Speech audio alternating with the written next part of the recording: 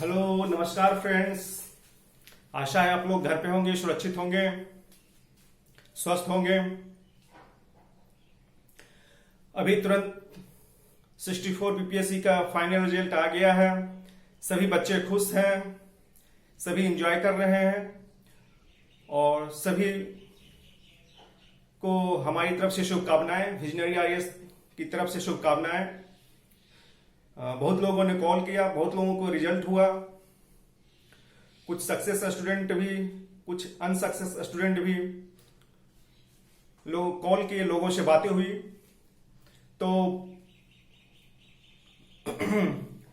नए सिलेक्शन हो गया है उनको, तो बहुत खुश हैं। कुछ अभी भी अपनी वो रैंक बढ़ाने के लिए वो अगले बार भी प्रयास करेंगे। लेकिन मैंने कुछ बच्चों में देखा जिनका सिलेक्शन नहीं हुआ, थोड़ा बहुत ही उदास और डिप्रेशन में है कि बच्चों में कि विषयों का चुनाव कैसे किया जाए। मेरा विषय का इस बार सिलेक्शन कम हुआ है या इस तरह से, तो सारे लोग टॉपर्स के विषय की ओर देख रहे हैं कि इस विषय से टॉपर्स कर रहे हैं तो इस विषय से ही सिलेक्शन होगा। तो दूसरे विषयों के छात्रों में बहुत ही निराशा देख रहा हूं, जो कि अच्छी बात नहीं है। तो मैं इसमें यही कहना चाहूंगा कि टॉपर्स के विषयों को ना देखें और अपनी स्ट्रेंथ को पहचानें, अपने विषयों पे विश्वास करें, क्योंकि इसके पीछे मुझे कुछ कारण है जो कि पता चलता है, जिस पे भी विश्वास करना चाहिए। मैं आपको विश्वास दिलाता हूं।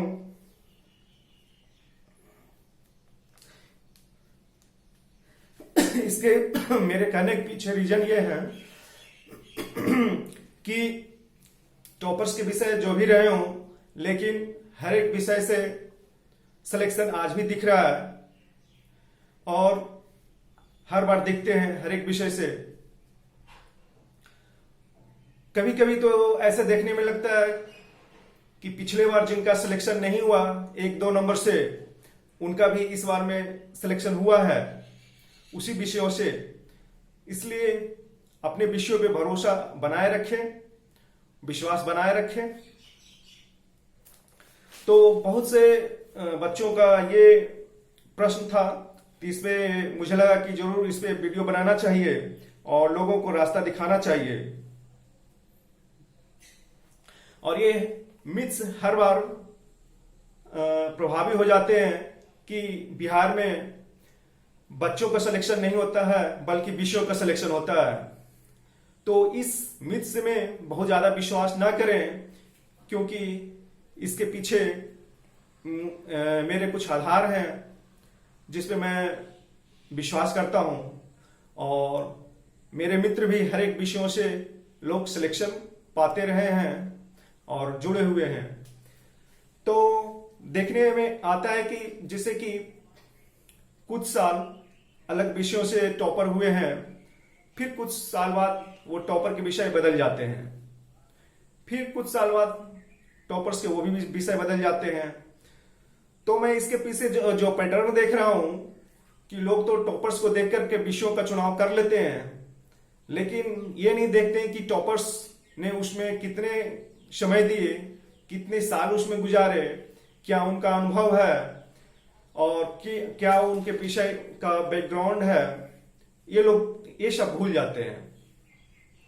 तो कहेंगे कि मैं आपने इतने समय दिया हो अपने विषयों पे, तो थोड़ा आशा और समय दें, क्योंकि हर एक विषय का अपना एक दृष्टिकोण होता है। हर एक विषय की एक जो चीज होती है वो विषयों के साथ आपको न्याय करना पड़ेगा, तभी आपकी सफलता मिलेगी। क्यों? तो आप विषयों के साथ न्याय कीजिए, उसमें ज्यादा से ज्यादा घंटे दीजिए, जो ज्यादा श्रेयस्कर होगा सफलता के लिए।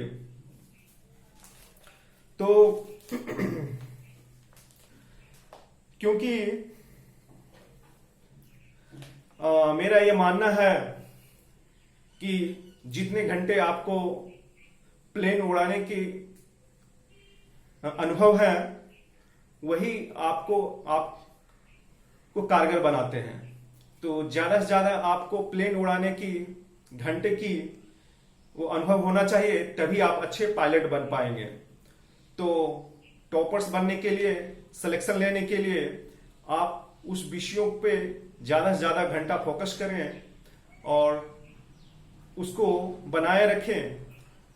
और ज्यादा अच्छा होगा कि उस विषयों के साथ आप न्याय करें, उसके दृष्टिकोण को समझें, उसकी भावना को समझें। मेरा यही कहना है।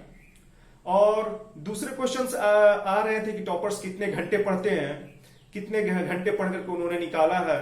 तो सबकी अपनी अलग परिस्थितियां होती हैं, सबकी अपने अलग पढ़ने का अनुभव होता है। कोई दिन में पढ़ते हैं, कोई रात में पढ़ते हैं, किन्हीं के पास जॉब्स हैं उसके बाद भी पढ़ाई कर रहे हैं। तो आपको अपने और भी चीजों को संभालते हुए समय निकालना पड़ता है। फिर भी मैंने लोगों से बात किया तो आपको नियमित पढ़ाई कम से कम 5-6 घंटे करने चाहिए। तो इतना आपके पर्याप्त है सफलता के लिए। तो जो कुछ नंबर से चूक गए हैं फाइनल रिजल्ट में, उनको मैं यही कहूंगा कि आप अपने परिश्रम को लगातार बनाए रखें और आपको परिश्रम सफलता की मंजिल तक एक दिन जरूर पहुंचाएगी। ओके, थैंक यू बच्चों। अगर लगे अच्छा तो मेरे चैनल को सब्सक्राइब कीजिए और शेयर कीजिए विजनरी आईएएस को। थैंक यू बच्चों।